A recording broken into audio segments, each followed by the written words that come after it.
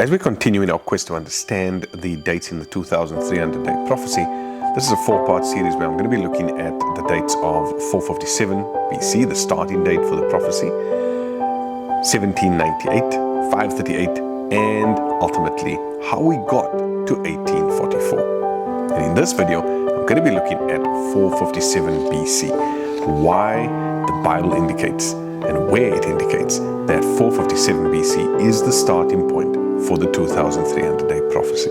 Now already we've proved 27 AD, 31 AD, and 34 AD. And if you work back, you come to 457. But let's look at the facts. Remember, all this starts with Daniel 8:14, which says, unto 2,300 days, and then the sanctuary will be cleansed. But there's a problem because Daniel doesn't tell us when the countdown begins. The key, and we've already shown the link between Daniel 8 and Daniel 9, is Daniel 9 verse 24 to 27. This is where Gabriel explains about the 70 weeks as part of the 2300-day prophecy is cut off for Daniel's people.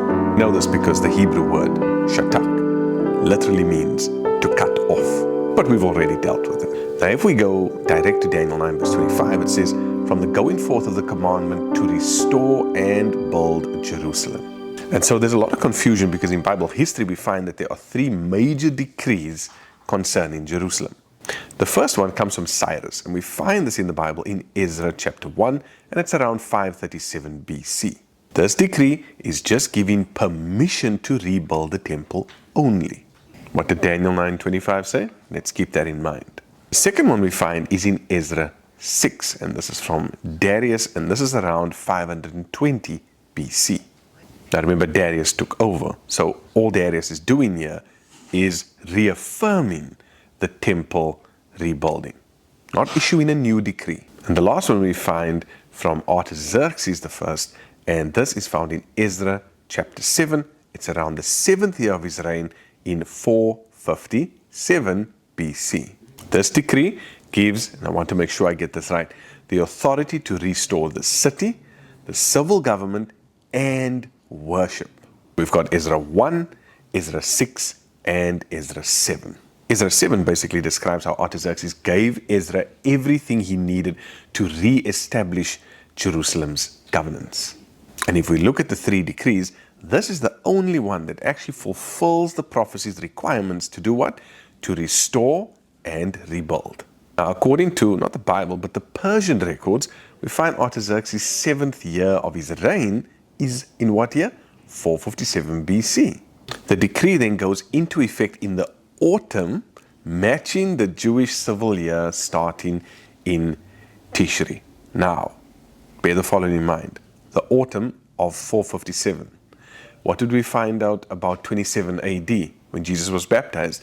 It would have been in the autumn of 27 AD. And when you look at 1844, which we'll go into, you find that the 2300 days will take you all the way through to the autumn of 1844. So this starting date is very important. We're even told that historical confirmation comes from the Babylonian and Persian chronicles recorded in the Cambridge Ancient History and archaeological inscriptions. Now that we have biblical and historical confirmation of 457 BC and the correct decree that lines up with Ezra 7, if we start and work on our starting date of 457 in the autumn of 457, and we count forward how many years? 483 years. Why? Why not 490? 483 because it said 62 weeks and then there would be 1 week, right? So the 62 weeks will take you up to the time of Jesus' baptism. And again, Luke 3 verse 1 and then Luke 3 verse 21 to 23 lines up with this. If we go 483 years forward from 457 BC, omitting year 0, we come to 27 AD. Folks, this is why 457 is so important. It's not just a date, it actually locks the entire 2300-day prophecy in place. It's the anchor because without it, the whole timeline collapses. Now that we have this date and it's locked in, it's anchored in place, we are next going to look at 538 AD in our next video, which actually marks the rise of papal supremacy. Yet another prophetic link in God's plan.